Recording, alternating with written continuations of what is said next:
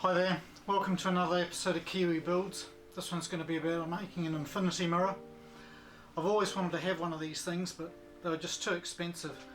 So I looked at them in London and they're £2,000 or £3,000 for something this size. So this is how I go about making it.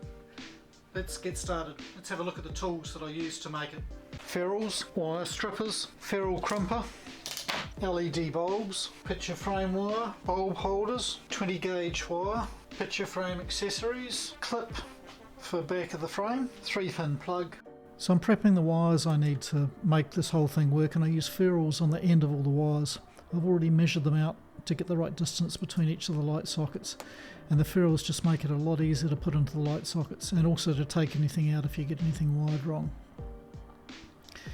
Here I'm starting to do the prep work for the two-way mirror film. Now I just got this off Amazon, and the one thing I'd probably do differently on this project is I'd spend a bit more time cleaning this whole thing. So I do get the glass pretty clean, and the filament has got a backing on it, so that's already clean, but there were bits of dust and grit that still seem to get in between the glass and the film, and that has a direct impact on when you look at it really close. It just doesn't look too good. So I'd spend a lot of time keeping everything perfectly clean and fresh if you can. So separating the film, the backing from the film, is actually quite tricky. It took me a few goes to get that. And what I'm doing here is I'm just going to lay it all out, so when I come to put the water on, because that's all that sticks this film to the glass, I have as smooth a run as possible. And the plan is that I'm going to peel back that backing and then put it underneath the film and then pull it off against the wet glass so it'll all stick. You'll see in a second. And here I push the peeled film underneath to allow me to easily peel it off on the other half. Just start smoothing it down and keep doing that process to get it as smooth and as clean as possible. So I pulled the first bit of the film through and underneath, and now I'm going to wet up the rest of it, so hopefully I can just pull the film back and it will all go on relatively smoothly.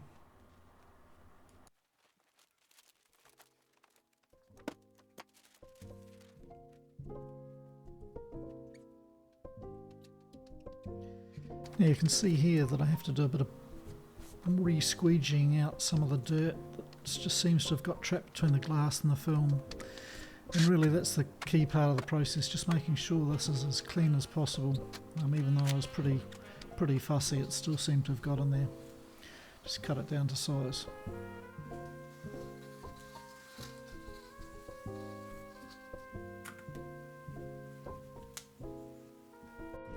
Well, I used to attach the mirror to the rear of the box was just some silicone, just dabbed some in each of the corners and then just pressed it into place.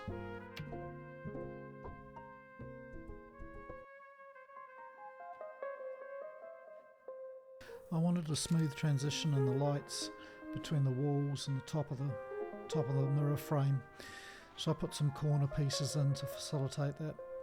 I thought I'd just glue these into place, but that actually didn't work very well at all, so I ended up using brad nails and having to redo these glued pieces. This is how I attach the mirror box to the picture frame, just some tiny hinges here, and I had to pack them out with a little bit of plastic because there's just a bit of a space between the frame and the edge of the mirror box. I was also starting to get concerned about the weight, so I attached some additional plywood to the back, making sure not to drill through and hit the mirror that I'd already put in the box.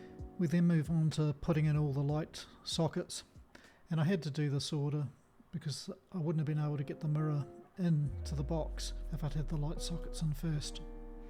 It takes a while, there's 38 of them to do. The next thing we're going to end up doing is the wiring, so before we get onto that it's just worth discussing the type of circuit this is. So I've put in a parallel circuit, and the reason for that is if a single bulb fails, the infinity mirror will keep on working. You can see there that the parallel circuit allows power to come both ways, and if the filament blows, there's still power to the other lights. That's why the circuit's set out that way. Series circuit would have resulted in failure with a single bulb blown. I then move on to the wiring. The ferrules on the end of each of the 20 gauge wires makes life a lot easier, particularly if I make a mistake or I put it in the wrong section, and it does happen occasionally. I do find it handy that I've got a couple of colours here. It just makes it nice and visual as to what you're doing.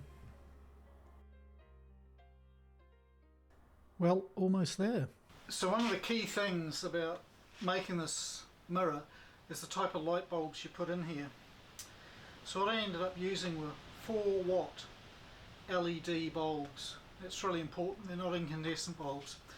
And these 4 watt bulbs are the equivalent of a 40 watt incandescent bulb. The reason you don't want incandescent bulbs in there is they'll get too hot and it will cause problems. I did try some incandescent bulbs. It heated the mirror up really quickly. Not a good idea. So before we have a look at the mirror and turned on, let's quickly go over the costs of this project. Now, I didn't do a budget when I started this whole thing. I didn't think it'd be too expensive. Let's just say it worked out a little bit more than I was expecting. So let's roll through the costs. The picture frame was the most expensive item there, and then there are a bunch of bits and pieces such as the wire strippers and a few other things like the mirror from a local supplier and the mirror frame. So the whole thing came out around £300. Now these things I had mentioned earlier, they were costing about £2,000 in London, so I didn't have to make this.